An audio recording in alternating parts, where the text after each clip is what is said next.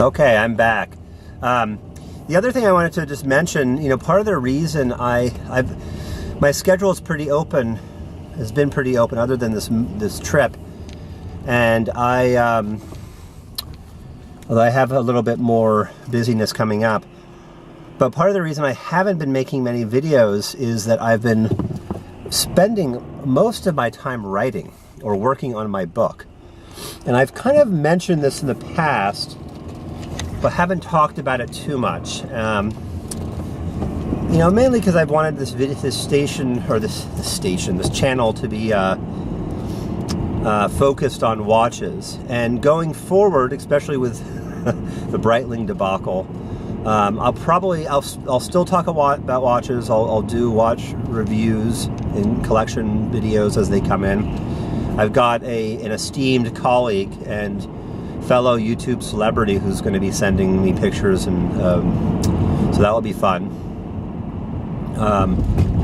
And I'll do this and that as we go along, and I still have some promised videos on films and television shows that I plan on making, and I definitely will get to that. But at least for the next year or two, I'm not going to be in a situation where I'm going to be having part of what drives some of these channels is the ongoing collection flux and flow, right?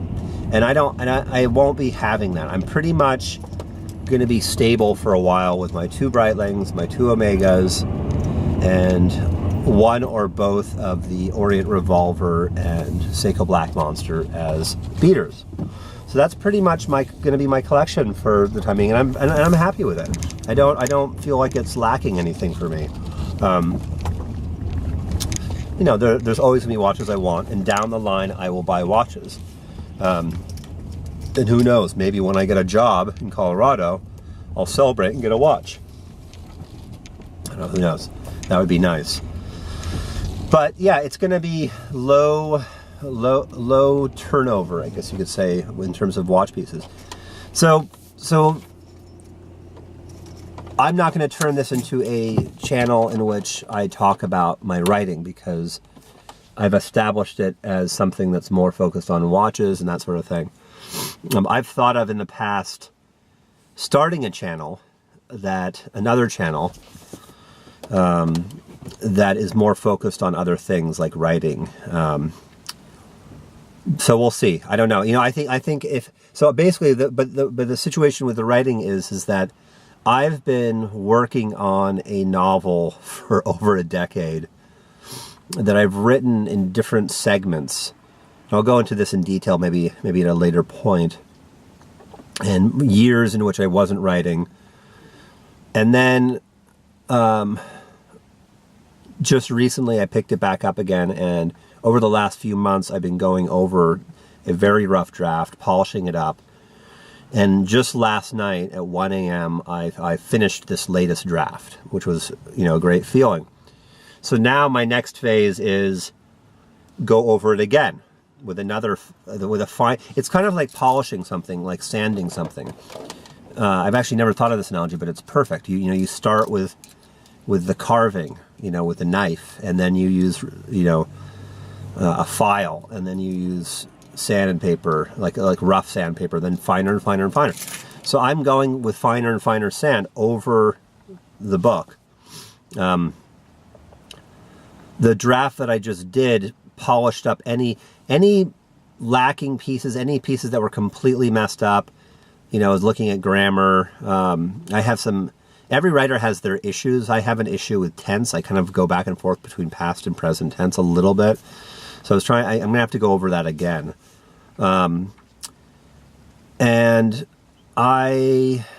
see. A woman just walked by looking at me like, what the fuck is he doing? Anyways, so the next phase will be going over it again with a finer grain. There's a couple sequences I might want to shift around. It's a big book. It's like almost 200,000 words, 600 pages of type. So I don't know what that will translate to in an actual book. And now I really have to start thinking about what I want to do with it, because In the past, if you'd asked me this 10 years ago, I'd clearly say, okay, I'm going to look for an agent. I got to find somebody who likes what I do and who can help me in the process of getting published. But the whole publishing world has changed completely in the last 5 to 10 years. There was the e-boom, and I kind of missed that. There was a period of time about 4 years ago or so, in which 4 or 5 years ago, in which there was huge demand for ebooks, and there wasn't nearly enough supply. And then it just totally, the bubble burst, so to speak. But there was a good time to get into that. And it's still, this is the thing. It's like about 10 years ago, it was considered, you don't want to self-publish, because that basically means that you can't get a publisher that you're not very good. It's called a vanity press, or it was called a vanity press. And so you start your own publishing company, quote unquote, which is, now we have Lulu. You can just self-publish through Lulu. And, but now it's become, and the other problem with that, and my father-in-law did this with a book he wrote. I don't even know if he tried to get it published, but he spent a couple $1,000s getting a few hundred copies done.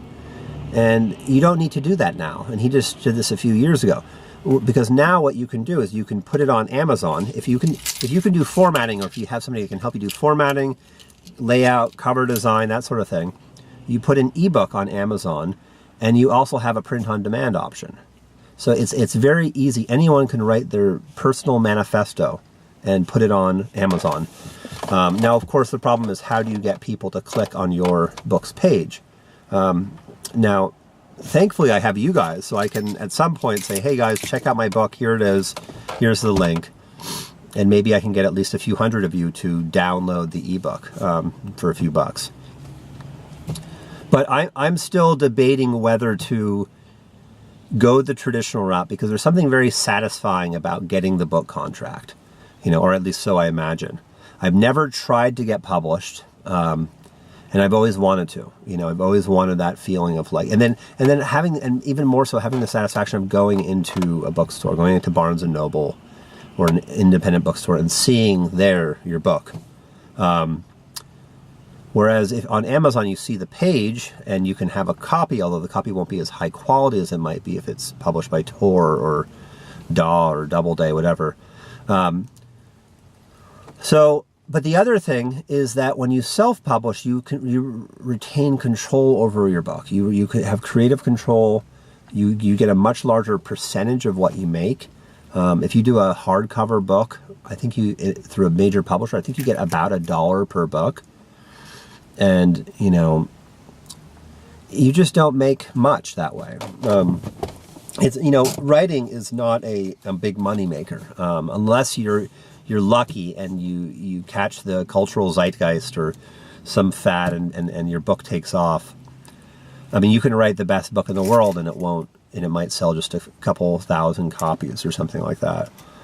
There's so much luck involved. But, if you write a really good book, chances are it will be around and it will get a following. So that's what I'm hoping for, is to have a little bit of a core group of people that enjoy what I write, because I'm doing something that's, one of the things they say with writing is write the book that you want to read. And one of the things I was pleased at when I reread it last night, or over the last couple months, is that I did that pretty much. I mean, it definitely has problems. There's definitely some things I'm not happy about. Definitely can be better than it is. But I wrote a book that I would have loved to find in a bookstore. It's a epic fantasy story, but with more of a philosophical, psychological emphasis. And there's not a lot of that out there. So I'm thinking about what to do. I'm probably going to start at some point, start a blog or website, just to have a presence. But then after that, do I look for an agent? Do I just directly submit to publishers? Should I just get the ball rolling?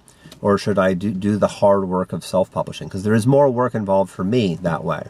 The other problem I don't like about going the traditional route is publishers have been known to say, okay, well, we'll give you a contract, and they give you money, and then they just sit on your book. They're like, we're not ready to publish it for a couple of years. When we have the right time, we'll do it. So that would be a real hassle. So that's where you want an agent to help stop something like that from happening. So anyways, let me know if anyone has any experience in the publishing, particularly science fiction, fantasy, or fiction in general. Any advice you could give, I'd appreciate it. All right, later, folks. Who's going to be sending me pictures, and so that will be fun.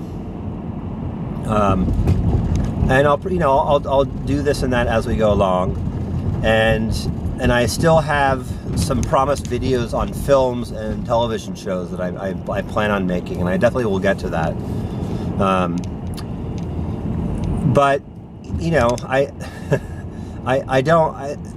At least for the next year or two, I'm not going to be in a situation where I'm going to be having the, part of what drives some of these channels is the ongoing collection flux and flow, right?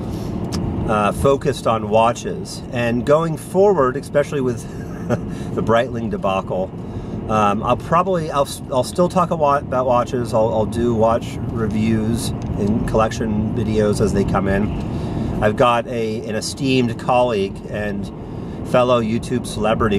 Okay, I'm back. The other thing I wanted to just mention, part of the reason my schedule is pretty open, has been pretty open, other than this trip, and although I have a little bit more busyness coming up, but part of the reason I haven't been making many videos is that I've been spending most of my time writing or working on my book. And I've kind of mentioned this in the past, but haven't talked about it too much. Mainly because I've wanted this channel to be